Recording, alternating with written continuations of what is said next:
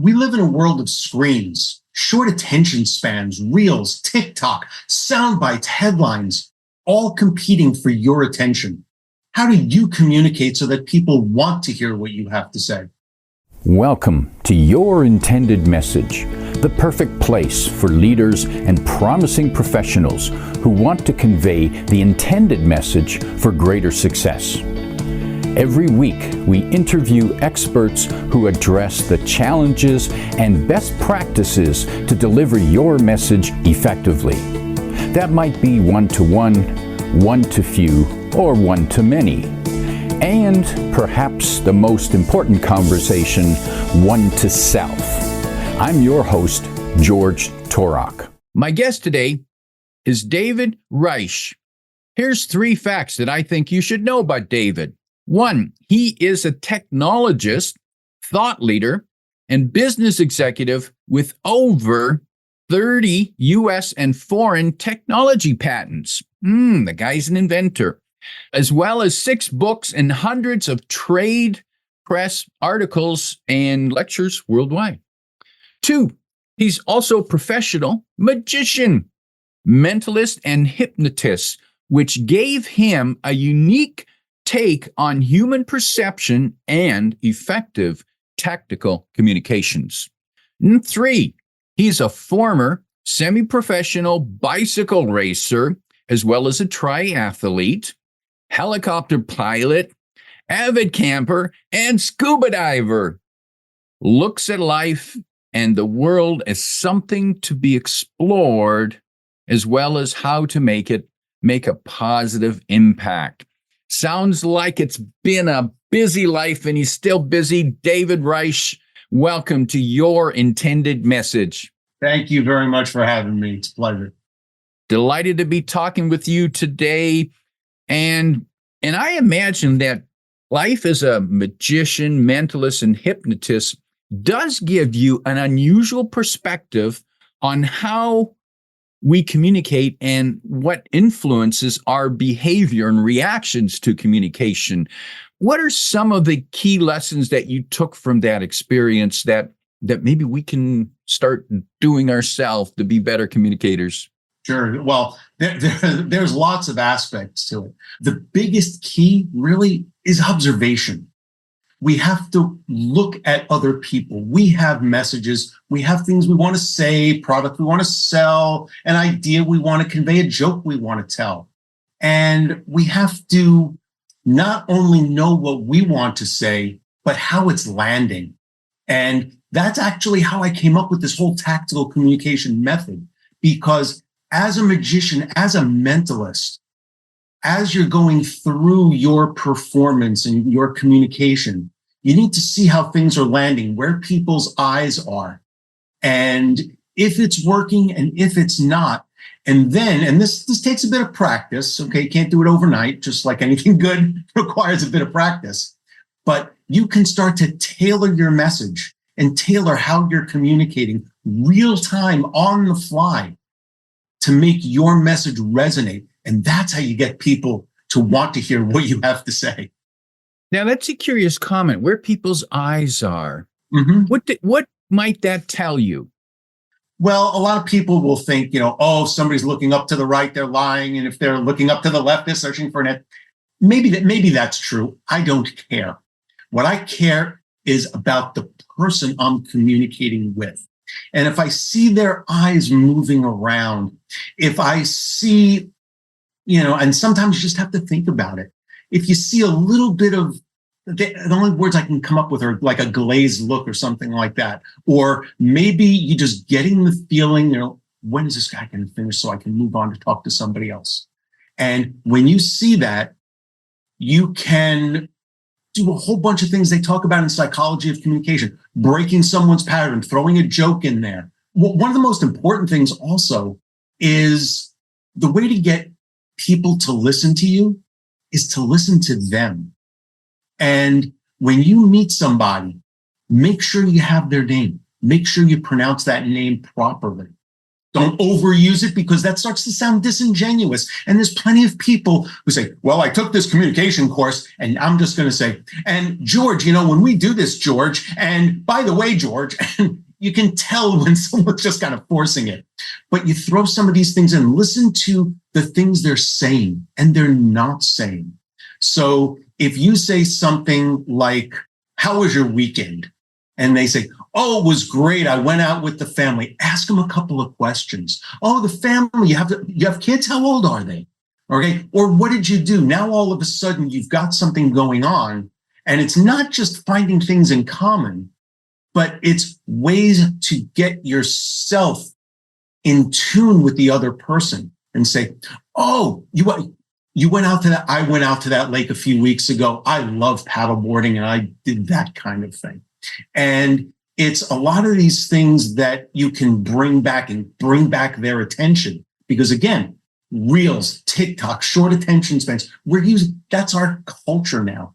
And that's what we have to get away from, is these sound bites, and really, really deeply communicate with people, because that's how we have a wonderful interaction with another person, even if it's just a casual conversation, or if you're trying to sell them your product or your service or something like that. So now, David, that might seem like a minor point, but I when you said, ask them, how was your weekend?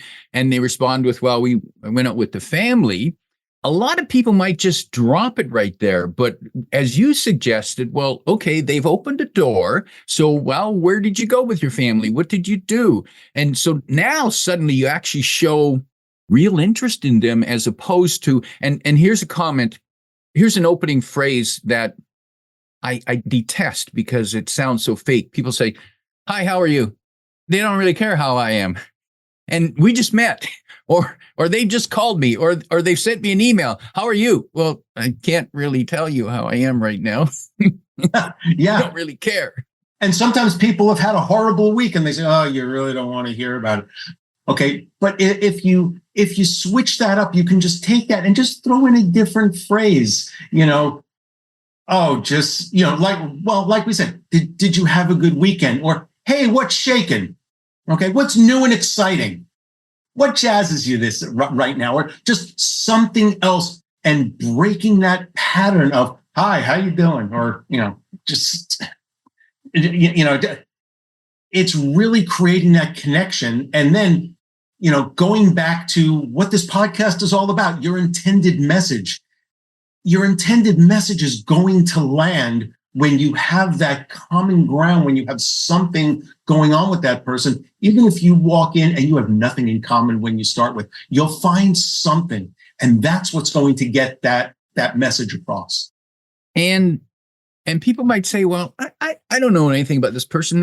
How do we have anything in common? In fact, we live entirely different lives. We have nothing in common. But the reality is we do. Yeah. We all have the human experience. We all have the human experience. We're all going through, even if we're dealing with someone in a different country, and, the politics or the socioeconomic, and those things are different. Ask them questions, and you don't even necessarily have to have something in common. I was on a trip in South Korea a number of years ago. I didn't have a lot in common with a lot of the people I was there with. I just started asking them questions. What is this like? I said, I see this. I was walking down the street and I saw this. Help me understand this.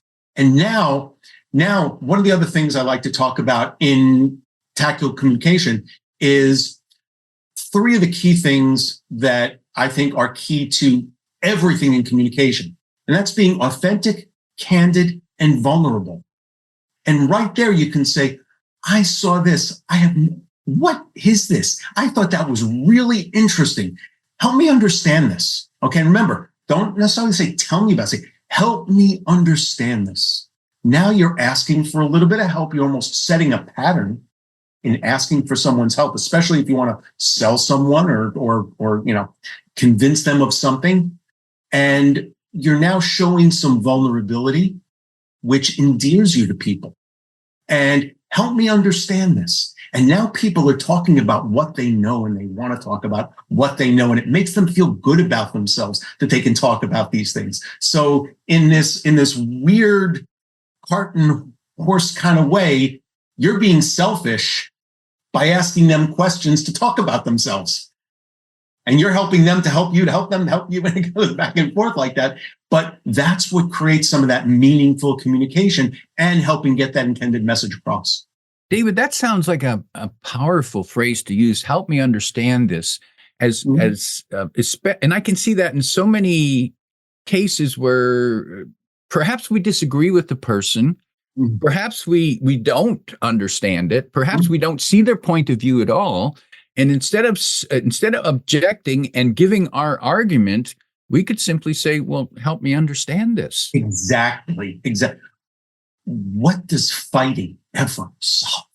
What does disagreeing? Well, I mean, there's constructive disagreement, but what is this, banging against each other? What does that ever solve? And when you say, well, something, I don't necessarily see it like that. Help me understand what brought you to that point. I want to understand more about that. Now that's giving them a way to constructively explain their point of view. And whether it's, politics or a technical discussion, I think we should use this framework. No, I think we should use that framework. Or I think we should write this ourselves. Or I think we should build versus buy, whatever it is.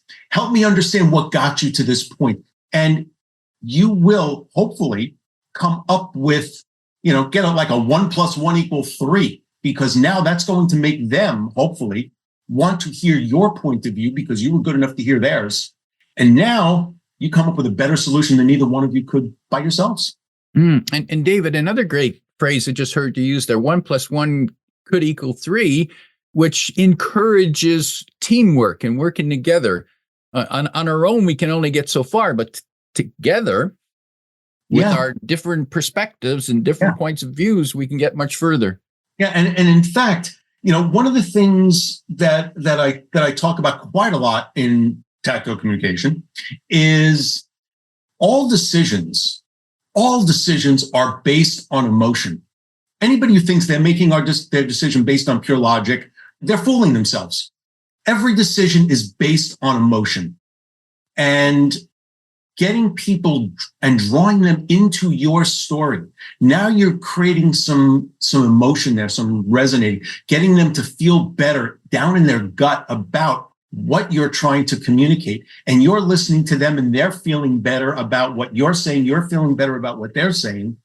And the most important thing about this, right? When I had said earlier, the way to get people to listen to you is to listen to them. We need to peel that onion back. And that goes back to some of the magician mentalists, is looking at the audience and their motivation. So a lot of things in performance are audience selection or spectator or participant selection. Now, you don't want to pick somebody who is going to, who looks like they're the person who's going to try and mess you up. Okay. You get, in the simplest case, you get somebody to pick a card and then say, was this your card? And they say, no. Okay. But it is. And they're just trying to make you look silly. What you want to do is you want to look at your audience. And when I say audience, I'm using it in a performance term, but it's anything from the executive you're talking to, the interviewer or interviewee, depending on your role. Look at what their motivation is. Why are they there? What are they trying to get from this conversation? And think about that. And then you start having that conversation and you see how it's landing. And if it's not landing the way you want, now you have that presence of mind to tailor your message real time on the fly. And that's a lot of the things we talk about. We go through role playing and workshops and so on. And what's really funny is I'm talking about being an effective communicator and really connecting with someone. And this is the freakiest thing. And one of the things I like to tell everybody is I break down these barriers. It's okay to think this. It really is, because people think, oh, I'm the only one who thinks this, and mine must be weird. All right. When you're doing this, you kind of feel guilty because you kind of feel like you're not listening now. because I'm thinking about how it's landing and I'm thinking about how I have to tailor what I have to say. But if I'm doing that, I can't be listening.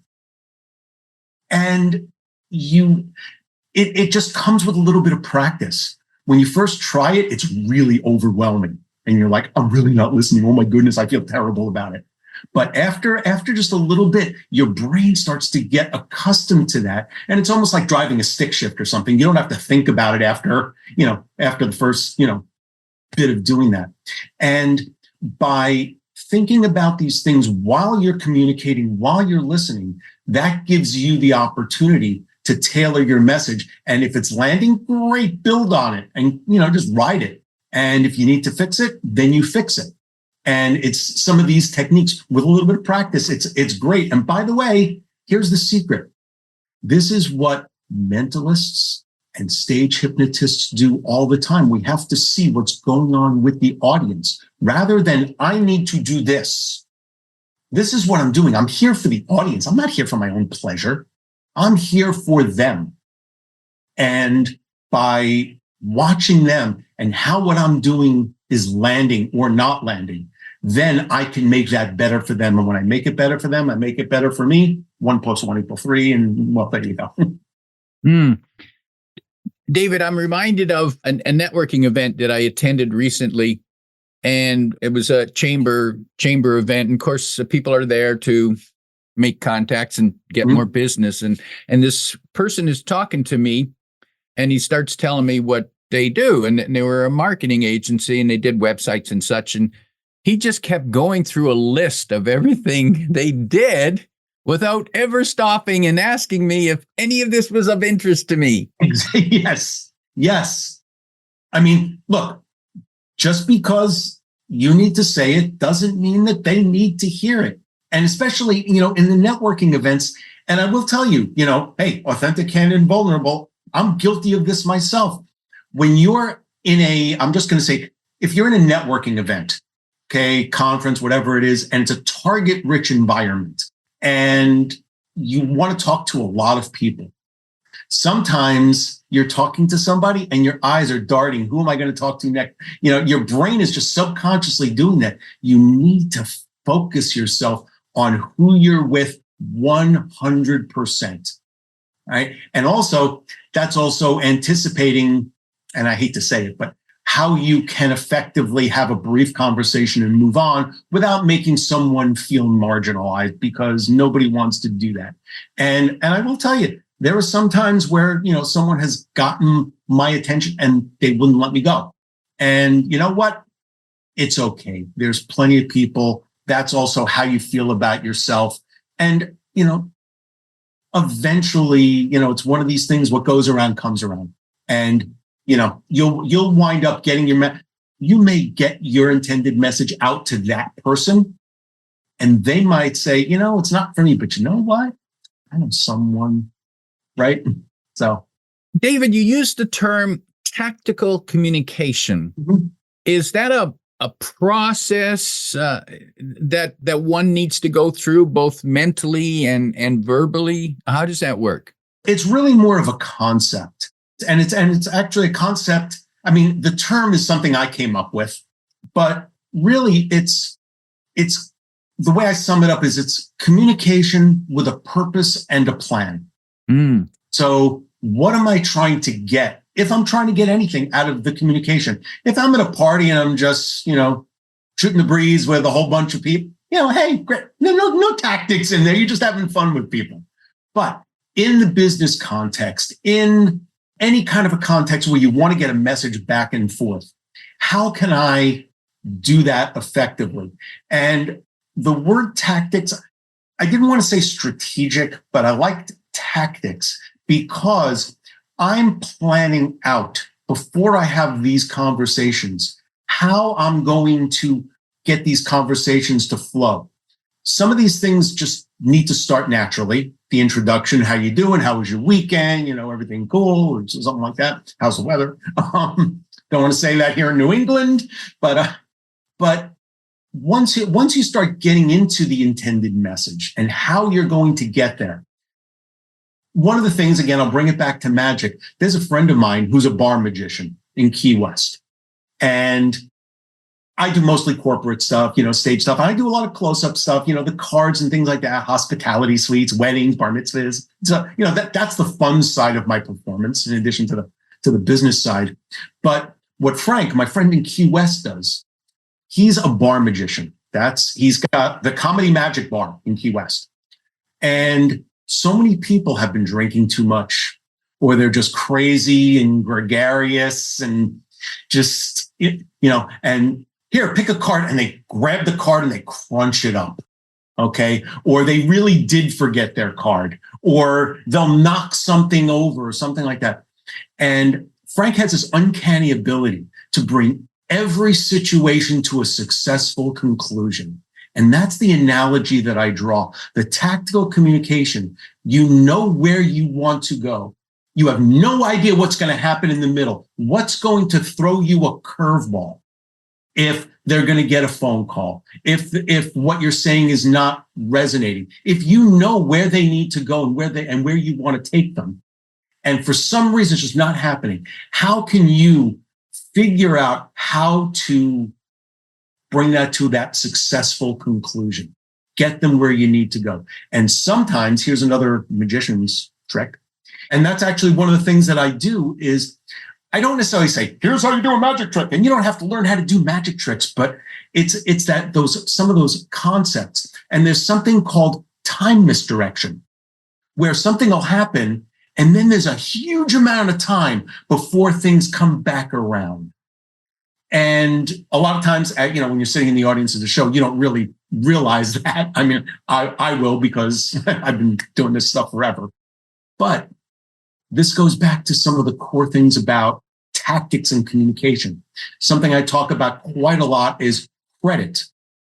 Make them the hero. Make it their idea. It doesn't have to be your idea. If you've got them where you want them to be, in hearing your message, in making that decision or going down that road, it doesn't matter whether it's your idea or theirs. You're getting the conclusion that you need. That's the tactics. So you might plant the seed and say, we're not going to close this conversation today. You say, part of the tactics is, let's talk again in a week and a month. There was a project I worked on a while back where my VP did not want to go down this particular technology path. And the whole team, we agreed. I said, guys, this is where I want to go. Is this where you want to go? And they said, oh yeah, this is the right way. We've all come to this conclusion. I had to get the VP to do it, and I was not going to have a fight with him.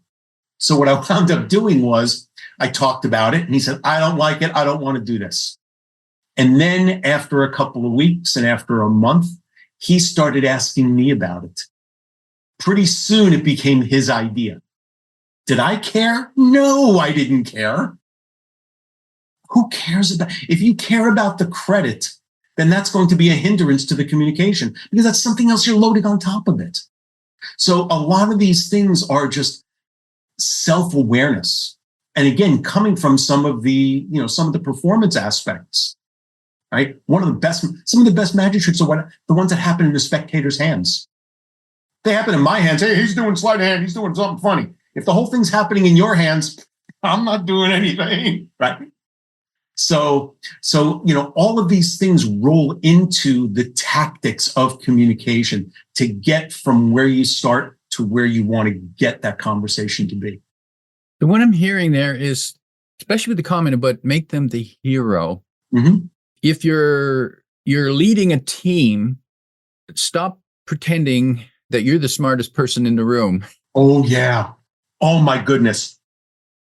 Some of these things, and I pull a lot of quotes from movies, because there's a lot of prophetic quotes in movies, and there's some really funny ones that I will say in person, but I'm not going to say here. But some of these things, they can come off as disingenuous. It's just like saying the person's name back to them at the end of every other sentence. It starts to sound disingenuous. This goes back to authentic, candid, and vulnerable. Just be yourself. Don't try and be what you think somebody else wants to be, because you're never going to get it right. You just be a nice person, a positive person. Let them have the credit. If somebody says, hey, that was a great idea, say, you know something? we did this together, right? I wouldn't have gotten to this if it hadn't been for this conversation. All of a sudden, you just gave him credit. It's authentic, it's candid, and it's not disingenuous. And, oh no, this was your idea. I mean, some of those things, you want to make sure that you're just people. And so many people feel they have to put on airs and just, behave and act a certain way in a certain situation. When at the end of the day, we're just all people. And that's what's going to make you that relatable, that authentic, candid person. That's what's going to make them, here's another magician's secret. That's what's going to make them want you to succeed.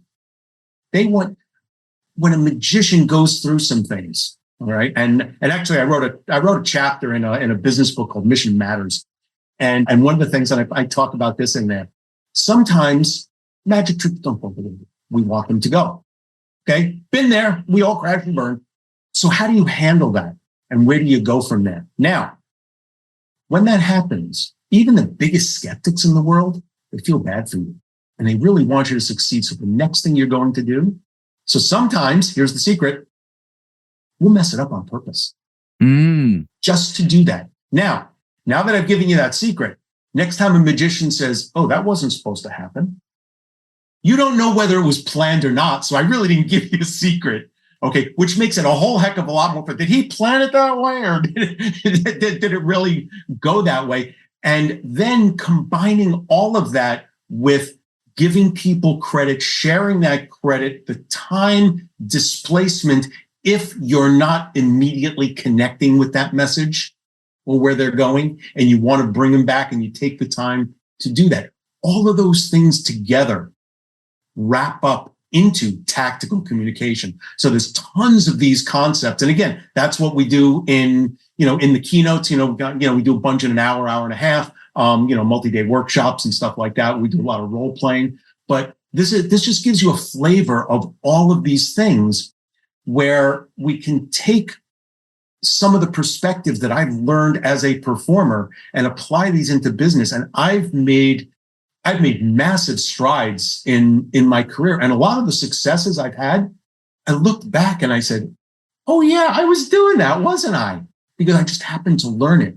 And it really came to a head for me with tactical communication 15 or so years ago. I was doing it. And then I was contacted by the graduate psychology class or program at Harvard, because I'm in Boston and they know the magic community. And they said, we would like you to come and show some of our classes how con men do their things about perspective and communication, how they hide things. And while I was preparing that, I said, this is really cool, because now I'm realizing how this is coming together in every facet of communication, not just performance, not just trying to take advantage of somebody, not just politics, which again is arguably trying to take advantage of somebody, right? but all these things together, and that's what started the ball rolling about making this into a method and a program and being able to teach this stuff. And it's been really successful. I've been really happy with it. I get emails sometimes from people a year later saying, you talked about this. It was just a 1 hour presentation and this just worked. And in fact, a couple of weeks ago, time flies, it was October. I was doing a 3-day workshops, a couple hours each day. It was like 2 hours each day for a couple of days. And the second day, we got together and I said, all right, let's take the first 10 minutes. I want to know, let's recap about what you took away from yesterday. What resonated with you? The first person said, well, look, we still had most of a business day after we were done yesterday. And I tried this. They said, oh my goodness, I can't believe how well it worked. So, when I start hearing that stuff, that's what jazzes me. I love that stuff. I love when people's eyes light up and then they can make use of it. So. David, for people who'd like to learn more about tactical communication and how you might help them, the best place for them to find out is at your website. Yeah. My website's actually very easy, and sort of putting it on the video and the links here. But www.davidreich.com. And actually we've got another, if you just want to, dip your fingers in and, or dip your toes in, I guess, fingers or toes. There's another page that's a derivative off of that. It's davidreich.com/tactical communication tips. And I've got an infographic out there and some other information about tactical communication. You can learn some stuff right there in 5 minutes. And, if you want to talk more, if you couldn't guess, I love talking about this stuff. And you can find those links in the description below. David, as we prepare to wrap up, if you could sit down with a business leader, a team leader, who's maybe new to the team or building their team, developing their team more, and if you could speak to them from your magician experience, what 1, 2, or 3 tips would you offer them so that they can be a better team leader and communicate better with their team? So the first thing is, I've been a manager on and off through my career. The first thing, and this is what I said when I interviewed for the role, where they said, "What are you going to do on your first day? What changes are you going to make on your first day?" I said, "None." I said, "I'm going to listen. I want to watch and I want to listen and hear what's going on." And that goes back to, what's your audience motivation? What's the people you're working with? What are they unhappy about? What are they happy about? Even if they don't articulate it, you can just watch and see. All right.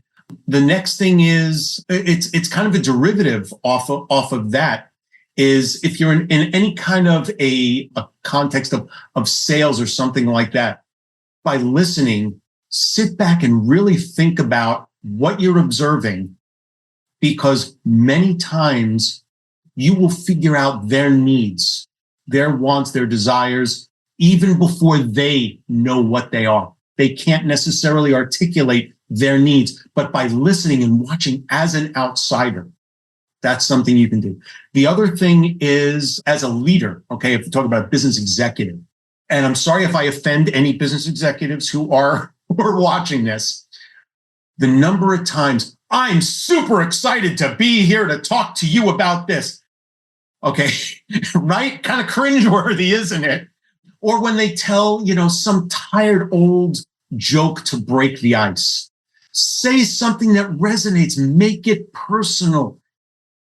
Just make yourself relatable to the team. Some of these business leaders, they feel like they have to create this separation. The most effective leaders are the ones who are the most relatable. And, when you hear what they have to say, it's coming from the heart, it's real. And again, it's not about the executive or the speaker. It's about the audience. It's about the teams who are listening to that person. So there's a couple of things that I would. Valuable tips there. My guest today is David Reich, reminding you to be authentic, candid, and vulnerable. If you like what you heard, tell your friends and post your 5-star review on Apple Podcasts, because that helps more listeners find us. Come back every week for more practical insights to help you deliver your intended message. I'm your host, George Torok.